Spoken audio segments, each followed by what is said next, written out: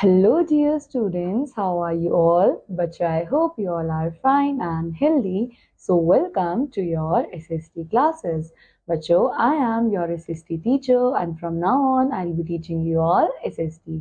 So, let's start today's class with chapter number 1, that is environment. So, Bacho, firstly, we are going to learn about our environment. So, Bacho, environment is our basic life support system. So, Bacho, environment क्या है? Environment हमारा basic life support system है। And क्यों हम environment को basic life support system बोल रहे हैं? क्योंकि एनवायरनमेंट हमको प्रोवाइड करवाता है वाटर जो कि हम पीते हैं। एनवायरनमेंट हमको एयर प्रोवाइड करवाता है that we breathe. Then environment हमको फूड प्रोवाइड करवाता है that we eat. And then environment हमको प्रोवाइड करवाता है लैंड जहाँ पे हम लोग रहते हैं। सो बच्चों, फूड, वाटर, एयर, लैंड ये सब हमारी बेसिक नेसेसिटीज है। इसके बिना हम लोग सरवाइव नहीं कर पाएंगे। सो इसका मतलब ये सारी की सारी चीजें कहाँ पे प्रेजेंट है? एनवायरनमेंट में। एंड इसलिए एनवायरनमेंट हुआ हमारा बेसिक लाइफ सपोर्ट सिस्टम।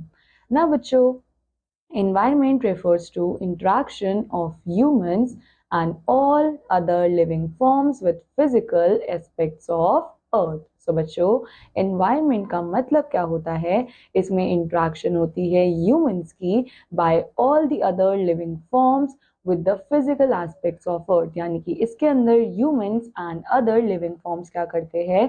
आपस में interact करते हैं। ना बच्चों, the natural environment can either biotic or abiotic। तो बच्चों, हमारा जो नेचुरल एनवायरनमेंट है वो या तो बायोटिक हो सकता है या फिर एबायोटिक हो सकता है। ना बच्चों, let's see what is biotic and what is abiotic. तो बच्चों, बायोटिक कंपोनेंट्स के अंदर क्या क्या चीजें आती है? बायोलॉजिकल और लिविंग बींग्स। यानी कि हम लोग बोल सकते हैं कि बायोटिक कंपोनेंट के अंदर सारे के सारे लिविंग बींग्स आते हैं। For example plants, insects, animals etcetera. Then बच्चों, बायोटिक का जस्ट ऑपोजिट कौन होगा? Abiotic. तो जब बायोटिक में सारे लिविंग कंपोनेंट्स थे तो ए बायोटिक कंपोनेंट में क्या होगा? सारे के सारे नॉन लिविंग कंपोनेंट्स। यानी कि हम इसमें बोल सकते हैं कि ऑल फिजिकल और नॉन लिविंग थिंग्स जैसे कि land, soil, water, mineral and climate. तो ये सारी चीजें किसके अंदर आती है? एबायोटिक कंपोनेंट के अंदर।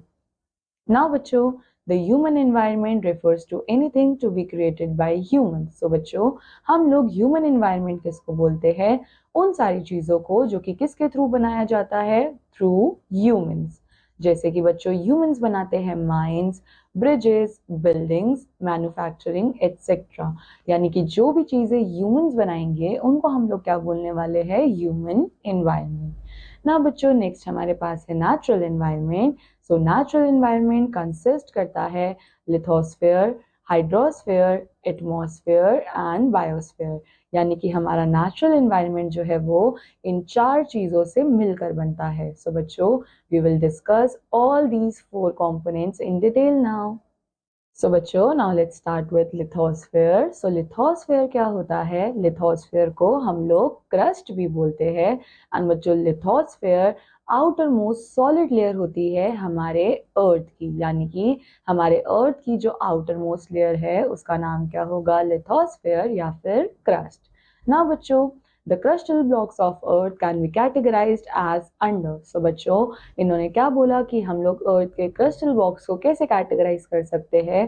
फर्स्ट हमारे पास है कॉन्टिनेंटल क्रस्ट, जो कि कहाँ है? That lies below the land mass with the thickness 40 kilometre and 100 kilometre. So बच्चों, हमारा जो कॉन्टिनेंटल क्रस्ट है वो हमारे लैंड मास के कितना बिलो रहता है? 40 किलोमीटर इसकी थिकनेस होती है एंड 100 किलोमीटर ये बिलो होता है। ना बच्चों, ओशनिक क्रस्ट ये कितना बिलो होता है? So oceanic crust lies below the oceans with thickness about 6 kilometre. So बच्चों, ओशनिक क्रस्ट ओशंस के 6 किलोमीटर नीचे होता है। देन वी हैव बच्चों the earth crust is made up of different types of rocks. So बच्चों, earth का जो crust है वो डिफरेंट टाइप्स ऑफ रॉक से मिलकर बना होता है। सो ऑन द सरफेस हमको दिखती है थिन लेयर ऑफ सॉइल जो कि सूटेबल होती है क्रॉप्स को ग्रो करने के लिए। देन बच्चों द सर्फेस ऑफ अर्थ ये इवन नहीं है and we find different landforms, यानी कि बच्चों हम लोगों को अर्थ का सरफेस हर जगह इवन नहीं मिलेगा। कहीं पे हमको माउंटेन्स मिल सकते हैं, कहीं पे हमको प्लेट्यूज मिल सकते हैं एंड कहीं पे हमको प्लेन्स मिल सकते हैं। सो बच्चों beneath the surface there are important resources. So earth के सरफेस के नीचे कुछ इंपॉर्टेंट सोर्सेज होती है, जैसे कि oil, coal, iron ore and natural gas. So बच्चों ये सारी चीजें हमको कहाँ पे मिलती है? अर्थ सरफेस के नीचे। नाउ ये था हमारा लिथोस्फेयर। तो लिथोस्फेयर का बेसिकली मतलब क्या है? ये हमारे अर्थ की आउटर मोस्ट सॉलिड लेयर होती है। एंड देन बच्चों इसमें हमने कॉन्टिनेंटल क्रस्ट देखा, ओशनिक क्रस्ट देखा। देन हमने देखा कि हमारे अर्थ की जो ऊपर वाली लेयर होती है दैट इज थिन, क्योंकि वहां पे क्रॉप्स को ग्रो करना होता है।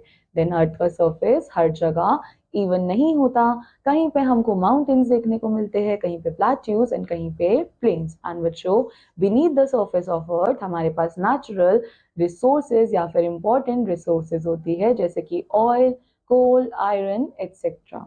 Now next we have hydrosphere.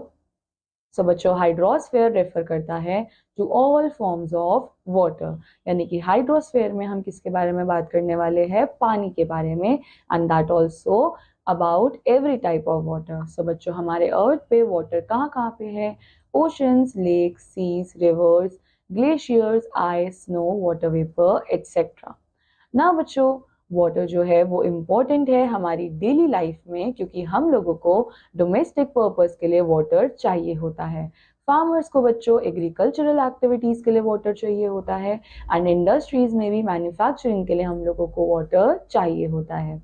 ना बच्चों rivers and oceans are sources of food and minerals and allow transportation of their surface. तो बच्चों रिवर्स और ओशंस वाटर के साथ साथ सोर्सेज किस चीज के होते हैं? फूड और मिनरल्स के भी, एंड ये अलाउ करते हैं अपने सरफेस के ट्रांसपोर्टेशन के लिए भी।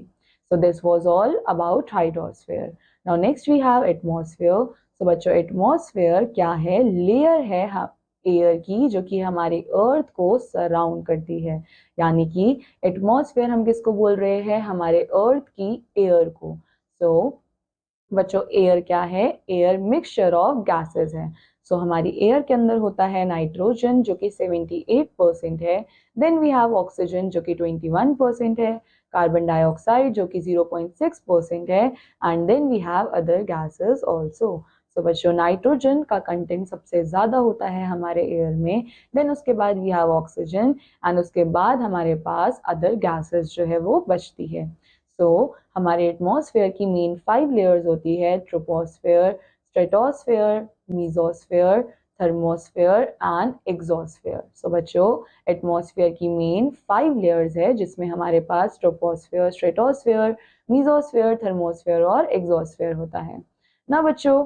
द एटमॉस्फेयर ऑन अर्थ ये हेल्प करता है सर्वाइवल के लिए, जैसे कि बच्चों ये हम लोगों को हेल्प करता है टू ब्रीथ, प्लांट्स ऑब्टेन करते हैं supply of nitrogen and carbon dioxide. So इसका मतलब हमारा जो एटमॉस्फेयर है वो हमारे लिए बहुत ज़्यादा हेल्पफुल है, क्योंकि एटमॉस्फेयर के अंदर बच्चों होती है ऑक्सीजन। सो ऑक्सीजन ही है जो कि हम लोग ब्रीथ करते हैं। देन बच्चों प्लांट्स को अपना नाइट्रोजन और कार्बन डाइऑक्साइड भी इस एटमॉस्फेयर से ही मिलता है। देन ओजोन लेयर जो है वो प्रोटेक्ट करती है हमको हार्मफुल अल्ट्रावायलेट रेज से। सो बच्चों हमारे एटमॉस्फेयर में एक लेयर ओजोन की भी होती है एंड इसका काम क्या होता है? ये सन से आने वाली हार्मफुल अल्ट्रावायलेट रेज से हम लोगों को प्रोटेक्ट करती है। देन बच्चों all weather occurrences takes place, that is rain, snow etcetera, and सारे के सारे वेदर अक्रेंसेस भी कहाँ होते हैं? इस एटमॉस्फेयर में। Now next we have biosphere. So बच्चों बायोस्फेयर इंक्लूड करता है forms all of all life on the earth, यानी कि बायोस्फेयर में होंगे सारे फॉर्म्स ऑफ लाइफ जो कि सपोर्ट करते हैं millions of plants, animals and other small organisms को। सो बच्चों the interrelation between realms of natural environment takes place in the biosphere. So बच्चों हमारा जो इंटररिलेशन है या फिर हमारा इंटरेक्शन है नेचुरल एनवायरनमेंट के कंपोनेंट्स का एक दूसरे के साथ, वो सब कहाँ पे होता है? बायोस्फीयर में। सो बच्चों life is dependent on the soil of the crust. हमारी लाइफ जो है वो किस पे डिपेंडेंट है? सॉइल के ऊपर। और ये सॉइल भी किसकी है? क्रस्ट की। देन बच्चों हमारी लाइफ एयर पे भी डिपेंडेंट है जो कि हमको एटमॉस्फेयर से मिल रही है, एंड हीट पे भी डिपेंडेंट है जो कि हमको सन से मिलता है। सो बच्चों इन दी हाइड्रोस्फेयर, बायोस्फेयर जो है वो डिपेंडेंट होता है डिजॉल्व न्यूट्रिएंट्स पे। सो बच्चों हाइड्रोस्फेयर में बायोस्फेयर के डिजॉल्व न्यूट्रिएंट्स जो है वो डिपेंडेंट होते हैं। Now next we have balance of nature is the relationship between all parts of the biosphere to interact with each other to maintain stability, and this can be easily disturbed by human activity। So बच्चों यहाँ पे क्या बोला जा रहा है कि nature के अंदर बैलेंस होना बहुत ज्यादा जरूरी है, यानी कि हमारे नेचर में जो भी रिलेशनशिप चलती है between all parts of biosphere, ये सब इंटरैक्ट करते हैं एक दूसरे के साथ। एंड क्यों इंटरैक्ट करते हैं? ताकि ये स्टेबिलिटी को मेंटेन करके रख पाए। बट बच्चों ये स्टेबिलिटी जो है वो डिस्टर्ब करी जा रही है by whom? By human activities.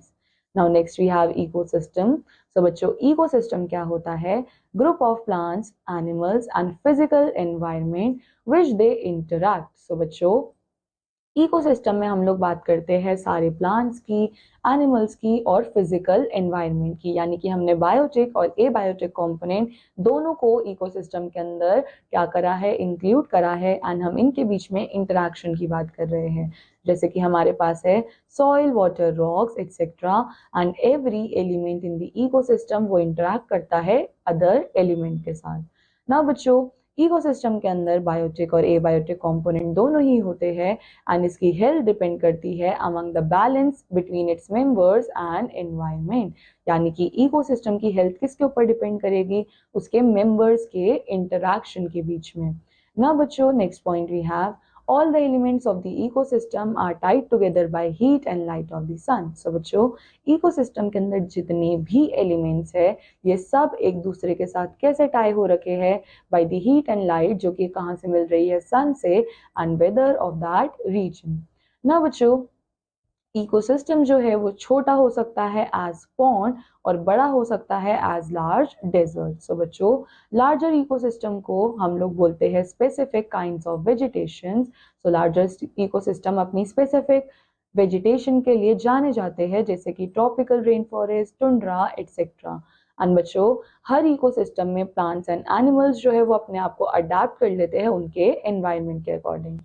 Then we have human environment. So बच्चों ह्यूमंस का इन्फ्लुएंस होता है फिजिकल एनवायरनमेंट पे दो तरीके से, either it can be positive और नेगेटिव।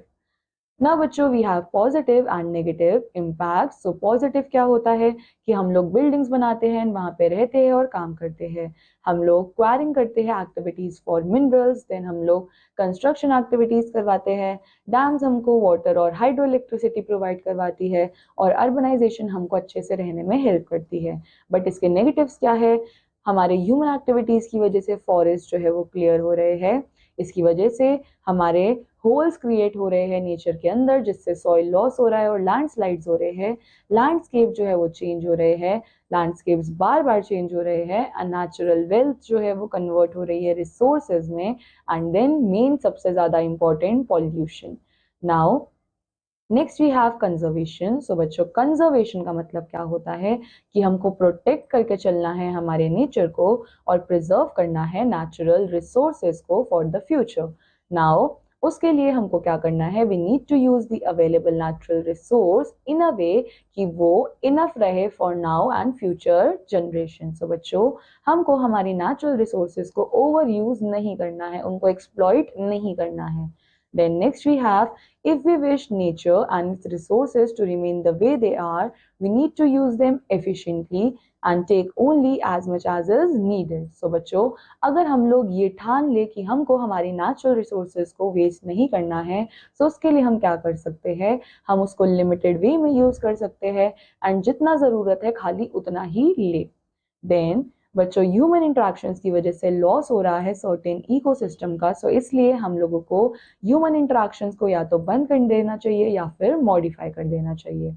ना बच्चों डिस्ट्रक्शन ऑफ इकोसिस्टम वो इफेक्ट कर रहा है बैलेंस ऑफ नेचर को, क्योंकि हर इकोसिस्टम क्या करता है? उसके अंदर बहुत सारे रेंज ऑफ लाइफ होती है जो कि एक दूसरे के ऊपर डिपेंडेंट होती है। Then we have methods of conservation. So हम लोग कैसे इकोसिस्टम को कंजर्व कर सकते हैं। सो हम बैन लगा सकते हैं against hunting of endangered species, जिससे हम प्रोटेक्ट कर सकते हैं animals like whales, tigers and elephants. Then बच्चों हम लोग लिमिट कर सकते हैं डिफॉरेस्टेशन को फॉर डेवलपमेंट प्रोजेक्ट्स, जिसमें नंबर ऑफ ट्रीज जो है वो कट किए जा रहे हैं एंड हमारी लैंड से ट्रीज जो है वो गायब हो रहे हैं। देन बच्चों हम इनकरेज कर सकते हैं planting of trees through various programmes, जैसे कि वन महोत्सव एटसेट्रा। ना बच्चों लेट्स रिकॉल, हमारा एनवायरनमेंट जो है वो इंट्रैक्शन होता है humans and other living forms का with physical aspects of earth. Then बच्चों मेन कंपोनेंट्स क्या होते हैं नेचुरल एनवायरनमेंट के अंदर, lithosphere, hydrosphere, atmosphere and biosphere. Then बच्चों इकोसिस्टम किसका पार्ट होता है, बायोस्फेयर का, जिसमें अरेंजमेंट होता है बायोटिक और एबायोटिक कंपोनेंट्स का। नाउ बायोटिक और एबायोटिक कंपोनेंट्स इंटरडिपेंडेंट होते हैं एक दूसरे के ऊपर एंड इंटरैक्ट करते हैं एक दूसरे से, जिससे एनवायरनमेंट एंड उनका सर्वाइवल जो है वो कंटिन्यू रहता है। देन ह्यूमन एनवायरनमेंट इंक्लूड करता है वो सारी चीजें जो कि ह्यूमंस बनाते हैं, example dams, building etcetera. Then बच्चों कंजर्वेशन जो है वो प्रोटेक्शन है नेचर का एंड हम प्रिजर्व कर सकते हैं इससे हमारे नेचुरल रिसोर्सेज को। सो बच्चों नेक्स्ट यू हैव एक्सरसाइज जो कि बेस्ड है इस चैप्टर के ऊपर।